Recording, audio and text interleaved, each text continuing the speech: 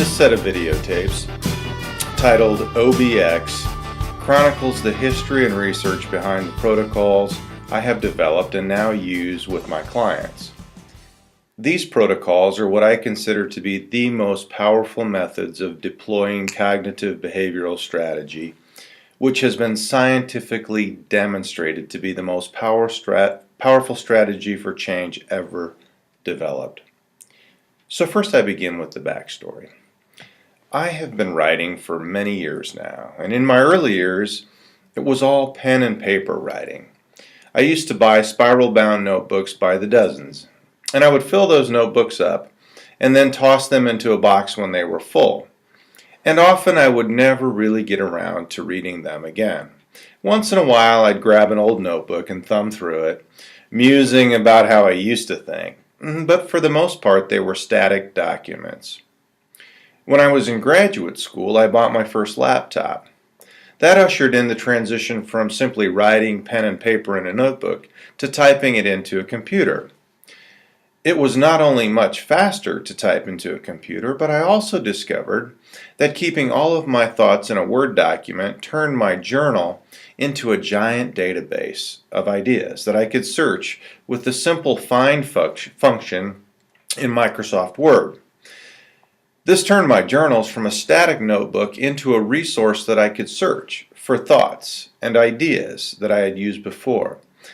I could find multiple entries of the same idea and theme by just typing in a few keywords and then toggling through the document. This turned my journal into a resource, a living document that I could actively use to further improve my thinking. And for the next 10 years or so, this was really my primary source and method of improving my thought. I would jot down any negative thoughts that I captured throughout the day as they were occurring in my head, and then I would go about the business of constructing preferred ways of thinking later on that evening or maybe early the next morning. This became my routine.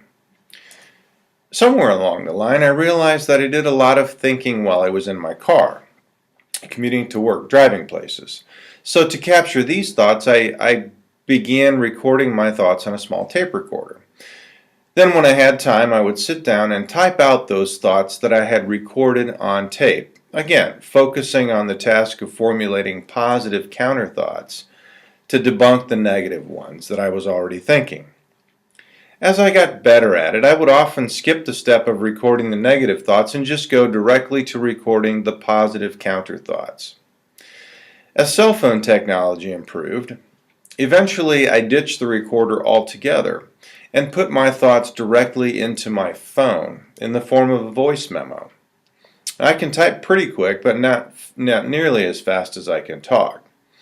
So with recording voice memos, I could pretty much capture things at the speed of thought.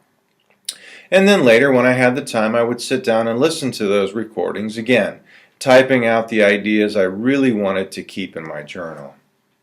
While cell phone technology progressed, I eventually began dictating my thoughts using a voice-to-text feature on my phone.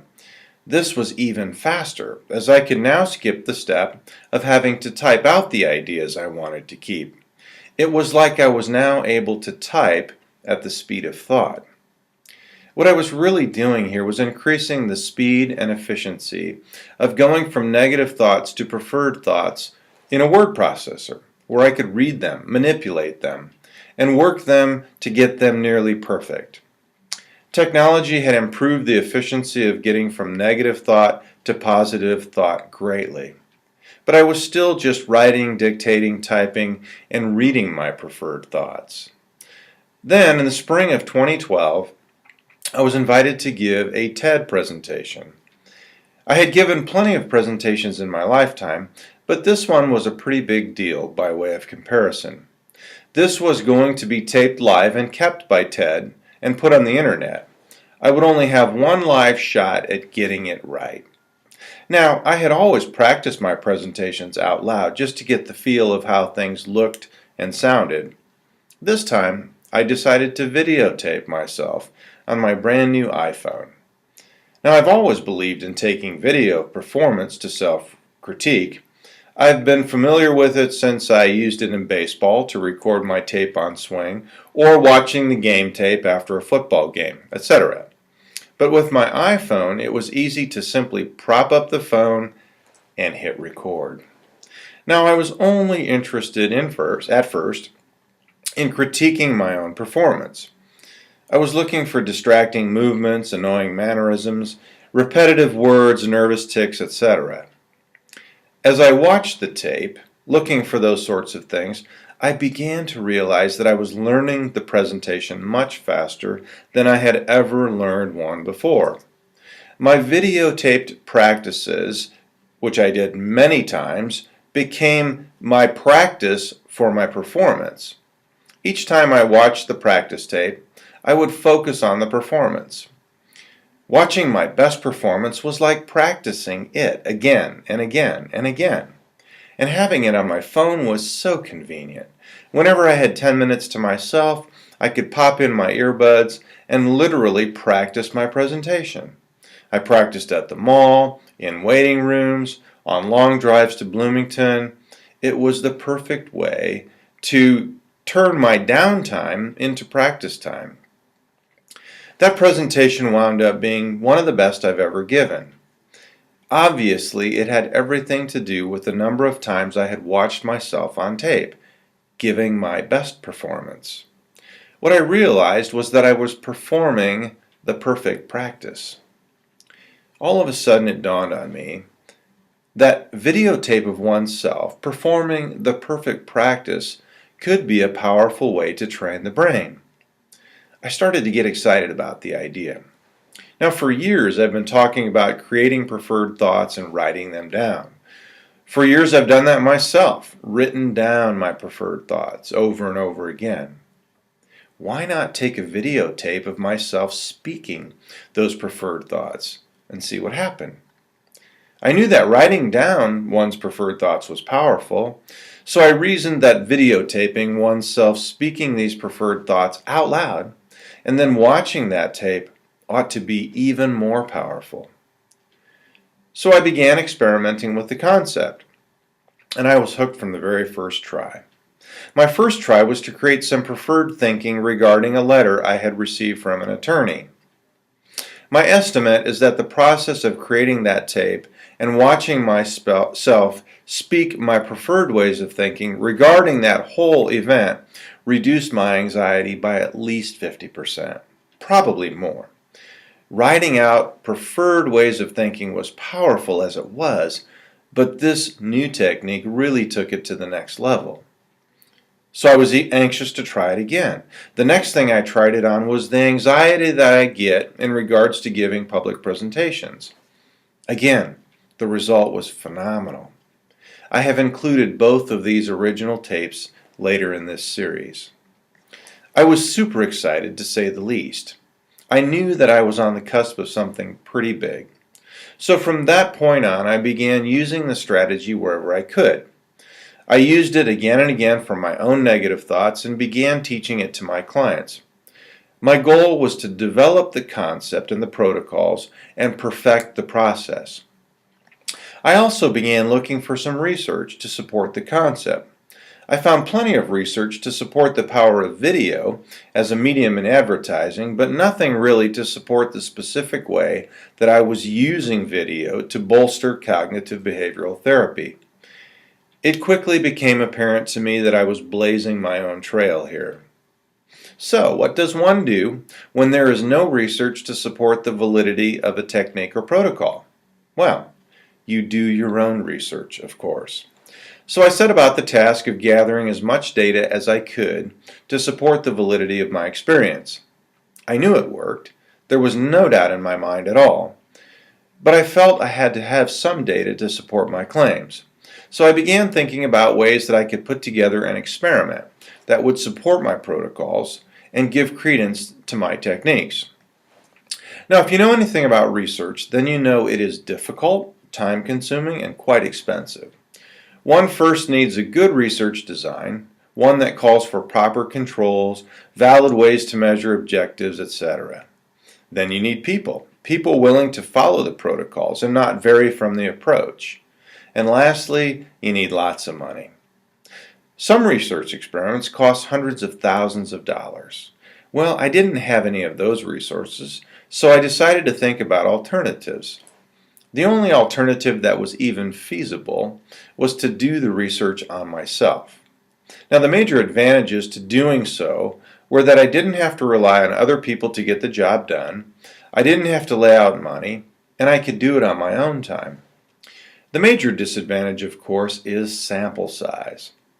A sample size of one person is not generally considered to be statistically significant, especially if the person doing the experiment is going to benefit from a positive outcome of the hypothesis. In the world of research, the experiment was invalid from the start, but it was the best I could possibly do. Now, the advantages of doing the research myself must be considered as well. I didn't have to rely on a subjective opinion of someone else. I could be sure the experiment was carried out exactly as planned because I was doing it. I could be sure that my results were not being skewed in any way. And I could fit the experiment into what I call the white spaces of my life. And most importantly, I didn't have to shell out hundreds of thousands of dollars. So what I chose to measure was how powerful these protocols were at affecting change in my own behaviors or habits regarding what I call vacation behavior. Now, I'm already a pretty disciplined exerciser and fairly disciplined at eating and drinking. However, when on vacation, it has traditionally been a whole different ballgame. Vacations, for as long as I can remember, have been about completely undisciplined behavior, especially when it comes to eating and drinking.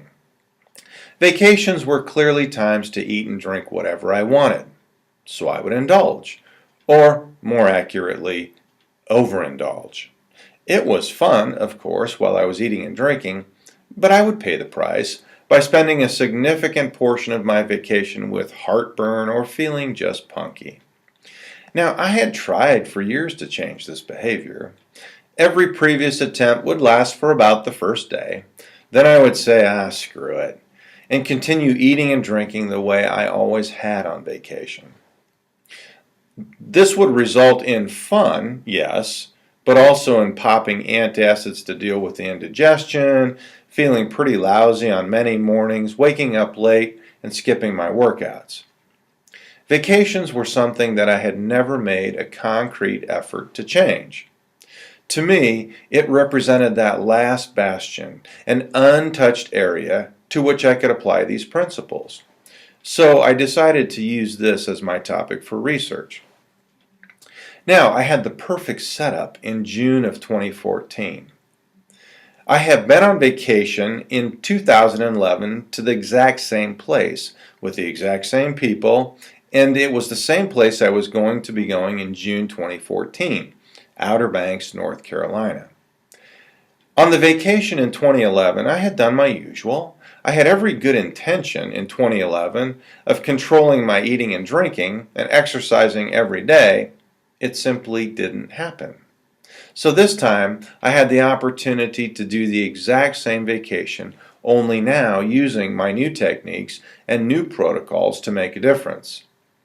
In 2011, I was still a year away from inventing and developing these protocols, so this would serve as the perfect control group for my experiment. The tapes in this series chronicle this research experiment. I'm excited to share them with you, and I hope that you enjoy watching them as much as I enjoyed making them.